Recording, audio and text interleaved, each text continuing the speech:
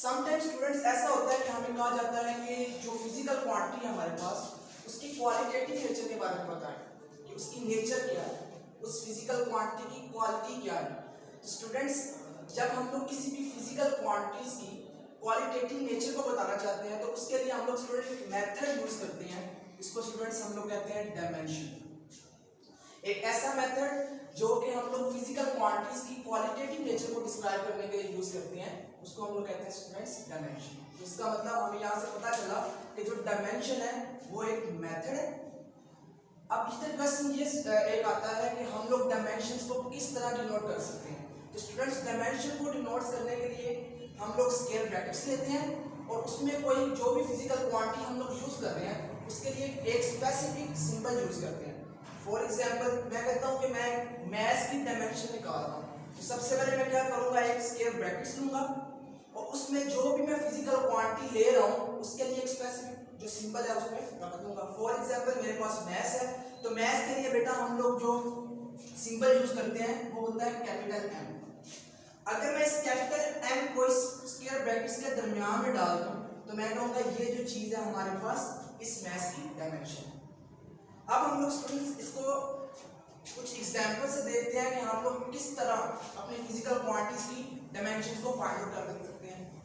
तो स्टूडेंट्स हमारे पास अगर मैथ की बात की जाए तो मैथ का जो यूनिट होता है वो होता है किलोग्राम, और ये जो किलोग्राम है बेटा ये भी क्या बताता है हमें, ये उस फिजिकल क्वांटिटी की क्वांटिटेटिव नेचर को डिस्क्राइब कर रहा होता है। और जो उसकी ये हमारे पास स्क्वायर ब्रैकेट्स में एक स्पेसिफिक सिंबल लिखा हुआ है ये उसके डायमेंशन को बताता है कि उस फिजिकल क्वांटिटी की डायमेंशन क्या है, मींस कि उसकी क्वालिटेटिव नेचर क्या है। तो अगर हम लोग बात करें मैथ की तो मैथ की डायमेंशन बेटा क्या होती है, स्क्वायर ब्रैकेट्स में उस स्पेसिफिक सिंबल जो कि हमने मैथ के लिए कैपिटल एम लिया, तो हम लोग जब मैथ की डायमेंशन फाइंड आउट करते हैं तो उसको इस तरह डिनोट किया जाता है। फिर बेटा यहाँ पर क्वेश्चन आता है कि अगर हमारे पास फिजिकल क्वांटिटी लेंथ हो तो उसके लिए हम लोग डायमेंशन कौन सी यूज करेंगे। तो इसको समझने से पहले हम कुछ चीजें देखते हैं कि अगर हमारे पास किसी चीज का डायमीटर हो, हमारे पास एरिया हो, लेंथ हो, तो इन सब के जो हम लोग यूनिट्स यूज करते हैं स्टूडेंट्स वो होते हैं मीटर में। तो एक बात जब आपने याद रखनी है कि जब भी हमारे पास यूनिट जो है वो मीटर होगा उसके लिए जो हम लोग डायमेंशन यूज करते हैं वो होती है कैपिटल एल। ठीक है, अगर मैं यहाँ से लेंथ की बात करूँ तो फिर मैं लेंथ के लिए जो डायमेंशन यूज करूंगा वो क्या होगी स्टूडेंट्स, कैपिटल एल होगी। इस तरह मैं एक और फिजिकल क्वांटिटी लेता हूँ टाइम, उसका ऐसा यूनिट होता है बेटा सेकंड। तो सेकंड क्या चीज हमें बता रहा है कि उस फिजिकल क्वांटिटी की क्वांटिटेटिव नेचर क्या है। अगर हमसे पूछा जाए कि उसकी क्वालिटेटिव नेचर को बताओ तो हमें उसकी क्या बताना पड़ेगा, डायमेंशन को बताना पड़ेगा। और टाइम के लिए जो बेटा हम लोग डायमेंशन को यूज करते हैं वो होता है कैपिटल टी। तो स्टूडेंट्स ये हमारे पास कुछ फिजिकल क्वांटिटीज हैं जिनकी हमारे पास डायमेंशन हम लोग ने फाइंड आउट की कि मैथ के लिए कैपिटल एम स्क्वायर ब्रैकेट्स के साथ, लेंथ के लिए या डायमीटर एरिया, वो तमाम क्वांटिटीज इनका ऐसे यूनिट हमारे पास मीटर में होता है, उसके लिए हम लोग जो डायमेंशन यूज करते हैं वो होता है बेटा कैपिटल एल। और टाइम के लिए जो हम लोग डायमेंशन यूज करते हैं स्टूडेंट्स वो होती है कैपिटल टी। अब बेटा वो मेथड जिसके थ्रू हम लोग किसी भी फिजिकल क्वांटिटी की डायमेंशन को डिस्क्राइब करते हैं या फाइंड आउट करते हैं उस मेथड को बेटा हम लोग कहते हैं डायमेंशनल एनालिसिस। वो मेथड जिसके थ्रू हम लोग किसी भी फिजिकल क्वांटिटी की डायमेंशंस को फाइंड आउट करते हैं स्टूडेंट्स, उसको हम लोग कहते हैं डायमेंशनल एनालिसिस। तो स्टूडेंट्स आइए हम लोग डायमेंशनल एनालिसिस के थ्रू कुछ एग्जांपल्स देखते हैं कि अगर हमारे पास कुछ इक्वेशंस हैं उनकी हम लोग किस तरह से डायमेंशन जो है वो फाइंड आउट कर सकते हैं। फॉर एग्जांपल मेरे पास स्पीड का फॉर्मूला है, हम जानते हैं स्पीड किसके इक्वल होता है बेटा, डिस्टेंस ओवर टाइम के। तो डिस्टेंस का ऐसा यूनिट क्या होता है बेटा, मीटर। टाइम का यूनिट क्या होता है, सेकंड। तो हम लोगों ने अभी पढ़ा कि डायमेंशन के लिए हम लोग बेटा यूज करते हैं, सॉरी लेंथ के लिए या डिस्टेंस के लिए हम जो डायमेंशन यूज करते हैं वो होती है कैपिटल एल, और टाइम या सेकंड के लिए जो हम लोग डायमेंशन यूज करते हैं वो होती है टी। तो स्टूडेंट्स हम लोग लिख लेते हैं कि डिस्टेंस की जगह पे मैंने उसकी डायमेंशन को पुट कर दिया capital L with square brackets, और सेकंड की जगह पे मैंने टाइम पुट कर दिया। तो t की पावर नीचे पॉजिटिव ऊपर जाके नेगेटिव हो जाएगी, तो हमारे पास स्पीड की डायमेंशन आ गई lt - 1 विद स्क्वायर ब्रैकेट्स।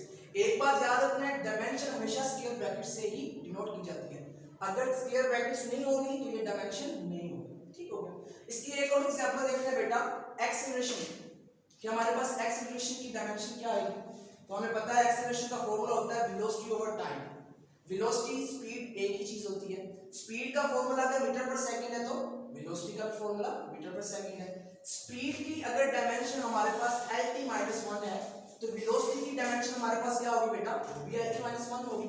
तो मैं क्या करता हूँ, वेलोसिटी की जगह पे उसकी डायमेंशन lt माइनस 1 पुट करता हूँ और टाइम की जगह पे उसकी डायमेंशन t पुट करता हूँ। और जब हम लोग उसको सोल्व करेंगे तो बेटा जो हमारे पास एक्सेलरेशन की डायमेंशन आएगी वो भी lt माइनस 2।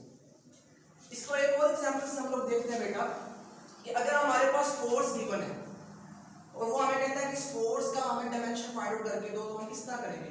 तो वी नो दैट न्यूटन का सेकंड लॉ हम बच्चे 10th क्लास में पढ़ चुके हैं कि फोर्स जो है वो मास इनटू एक्सेलरेशन के इक्वल होती है।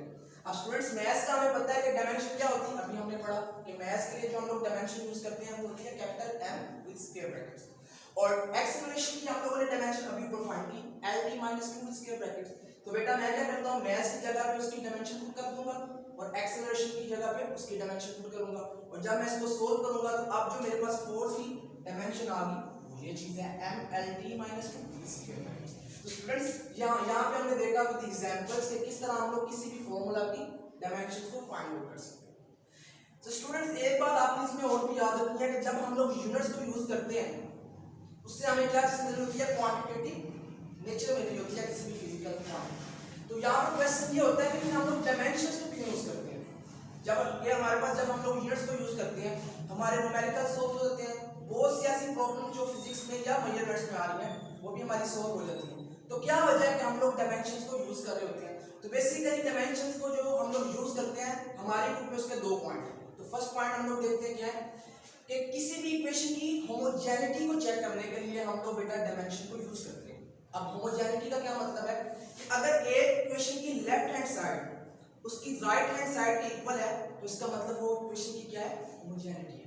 तो इसको हम भी एक एग्जांपल से देखते हैं कि किस तरह लेफ्ट हैंड साइड एक इक्वेशन की राइट हैंड साइड के इक्वल आती है और इसमें हम लोग किस तरह डायमेंशन को यूज कर रहे होते हैं।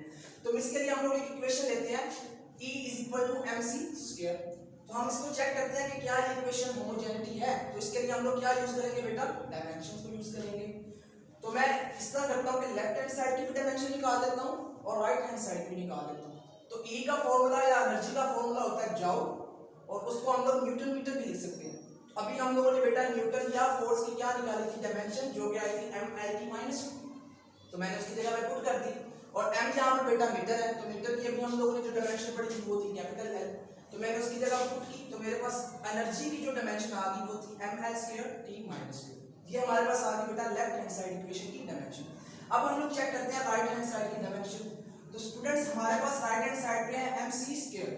इसमें जो m है वो है बेटा मास, और जो हमारे पास c है वो है speed of light. Speed of light. तो स्टूडेंट्स स्पीड की अभी हम लोगों ने डायमेंशन निकाली थी lt माइनस 1, ठीक है। तो मैं क्या करता हूँ m की जगह पे कैपिटल M डायमेंशन पुट कर दी, स्पीड की जगह पे lt माइनस 1 और उसका स्क्वायर। जब सोल्व करेंगे तो हमारे पास mc² की भी क्या वैल्यू आ जाएगी डायमेंशन ml²t-2। तो स्टूडेंट्स अगर हम लोग देखें तो लेफ्ट हैंड साइड जो है लेफ्ट हैंड साइड की डायमेंशन वो राइट हैंड साइड की डायमेंशन की इक्वल आ रही है। तो इसका मतलब ये जो इक्वेशन है with the help of dimensions ये क्या कर रही है, होमोजेनिटी प्रूव कर रही है। तो इस तरह हम लोग डायमेंशन को किसी भी इक्वेशन की होमोजेनिटी चेक करने के लिए यूज कर सकते हैं। सेकंड नंबर पे स्टूडेंट्स हम लोग कोई भी एक पॉसिबल फार्मूला ड्राइव करने के लिए भी डायमेंशन को यूज करते हैं। अब इसका क्या मतलब है कि मुझे टाइम पीरियड जो है, फॉर एग्जांपल मैं बात करता हूं कि पेंडुलम का टाइम पीरियड फाइंड आउट करना है, तो मैं डायमेंशंस की मदद से किस तरह फाइंड आउट कर सकता हूं। तो स्टूडेंट्स ये जो चीज है ये हमें बताती है उस जो भी हमारे पास टॉपिक है उसमें यूज होने वाले फैक्टर्स। टाइम में आप देखते हैं मेरे पास पेंडुलम है, तो पेंडुलम की बेटा अगर हम लोग देखेंगे तो कोई ना कोई लेंथ भी है। जब कोई जो उसके साथ मास अटैच्ड है उसका मास पे भी डिपेंड कर रहा है टाइम पीरियड, उसके वेट पे भी डिपेंड कर रहा है, उसमें मौजूद ग्रेविटी पे भी डिपेंड कर रहा है, और जब हम लोग इस पेंडुलम को मूव करवाते हैं तो उसमें मौजूद एंगल पर भी ये जो है डिपेंड कर रहा होता है। तो इसका मतलब हमारे पास टाइम पीरियड किन चीजों पे डिपेंड कर रहा है, लेंथ पे, मास पे, ग्रेविटी पे और एंगल पे। तो अगर हम लोग इन सब फैक्टर्स को फाइंड आउट कर लें तो इसकी मदद से हम लोग टाइम पीरियड को फाइंड आउट कर लेंगे, और इस तरह बेटा हम लोग डायमेंशंस को यूज करके कोई भी एक पॉसिबल फार्मूला जो है वो ड्राइव कर सकते हैं। तो ये था स्टूडेंट्स आज का हमारा लेक्चर, जिसमें हम लोग ने देखा कि किस तरह हम लोग किसी भी फिजिकल क्वांटिटीज की डायमेंशन को फाइंड आउट कर सकते हैं, और डायमेंशन होता क्या है, जो कि किसी भी फिजिकल क्वांटिटी की क्वालिटेटिव नेचर को डिफाइन करता है।